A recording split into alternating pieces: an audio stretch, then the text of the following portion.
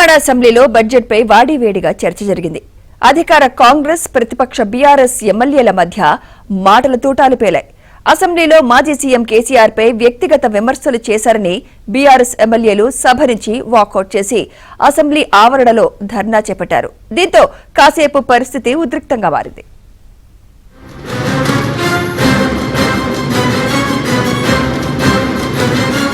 తెలంగాణ అసెంబ్లీలో బుధవారం బడ్జెట్ పై చర్చ జరిగింది. ఈ సందర్భంగా చర్చ వ్యక్తిగత విమర్శలు, నేతల భాష వైపు మళ్లింది. దీంతో అధికార ప్రతిపక్ష నేతల మధ్య వాగ్వాదానికి దారితీసింది. ఇరు పక్షాల వారు వాదోపవాదాలకు దిగారు. దీంతో సభ వేడెక్కింది.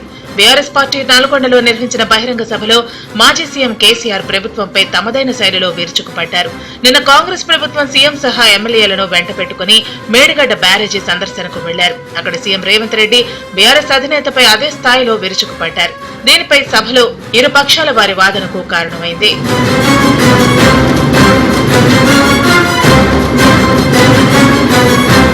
మంగళవారం నల్గొండ సభలో కేసీఆర్ చేసిన వ్యాఖ్యలపై సీఎం రేవంత్ రెడ్డి అసెంబ్లీలో కౌంటర్ ఇచ్చారు. రాష్ట్రంలో ప్రాజెక్టుల అంశంపై చర్చించేందుకు కేసీఆర్ అసెంబ్లీకి రావాలని మరోమారు డిమాండ్ చేశారు. కేసీఆర్ ను ఎవరూ చంపాల్సిన అవసరం లేదన్నారు. ఇప్పటికే చచ్చిన పామును ఎవరు చంపుతారని రేవంత్ రెడ్డి వ్యాఖ్యలతో గందరగోళం ఏర్పడింది.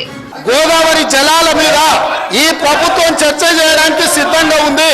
పారిపోయి ఫామ్ హౌస్ లో వండుకొని ప్రతిపక్షాలుగా బాధ్యత నుంచి తప్పించుకొని మీ అవినీతి బయటపడుతుందని, కాళేశ్వరంలో మీ దోపిడీలో జైలుకి వెళ్లాల్సి వస్తుందని కేసీఆర్ ను చంపుతారా అంటారు. ఎవరికి అవసరం ఉంది అధ్యక్ష? చంపాల్సిన అవసరం? సచిన పావును ఎవడైనా చంపుతారా అధ్యక్ష? మొన్నటి ఎన్నికలలో ప్రజలు ఆ పావును చేత్తో కాదు కట్టెతో కొట్టిరు అధ్యక్ష. ఆ పాము ఆల్రెడీ సచ్చింది. సచ్చిన పావును చంపాల్సిన అవసరం మాకే ఉంది అధ్యక్ష. ఇక అసెంబ్లీలో సీఎం రేవంత్ రెడ్డి చేసిన వ్యాఖ్యలపై బీఆర్ఎస్ ఎమ్మెల్యే కడియం శ్రీహరి అభ్యంతరం వ్యక్తం చేశారు. సీఎం రేవంత్ రెడ్డితో పాటు కాంగ్రెస్ సభ్యులు గులాబీ పార్టీ ఎమ్మెల్యేలపై వ్యక్తిగత విమర్శలు చేస్తున్నారని అభ్యంతరం చెప్పారు. రాజగోపాల్ రెడ్డి చేసిన కామెంట్స్ ను తప్పుపట్టారు. దీన్ని నిరసిస్తూ బీఆర్ఎస్ పార్టీ అసెంబ్లీ నుండి వాకౌట్ చేసింది. ఇక అసెంబ్లీ నుంచి వాకౌట్ చేసిన తర్వాత గులాబీ పార్టీ ఎమ్మెల్యేలు మీడియా పాయింట్ వద్ద మాట్లాడటానికి వెళుతుండగా అసెంబ్లీ మార్షల్స్ అడ్డుకున్నారు. దీంతో భద్రతా సిబ్బంది ఎమ్మెల్యేల మధ్య వాగ్వాదం చోటు చేసుకుంది. కేటీఆర్, హరీష్ రావు సహా పార్టీ ఎమ్మెల్యేలు అసెంబ్లీ ఆవరణలో బైఠాయించి నిరసన తెలిపారు. కాంగ్రెస్ ప్రభుత్వానికి వ్యతిరేకంగా నినాదాలు చేశారు. దీంతో కాసేపు అక్కడ ఉద్రిక్త పరిస్థితి ఏర్పడింది.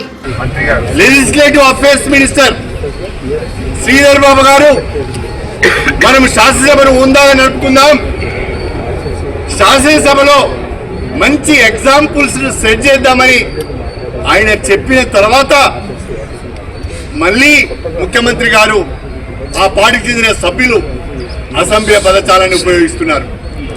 దీన్ని మాట్లాడదామంటే, దీనిపైన మా వివరిద్దామంటే మా గొంతు నొక్కారు శాసనసభలో.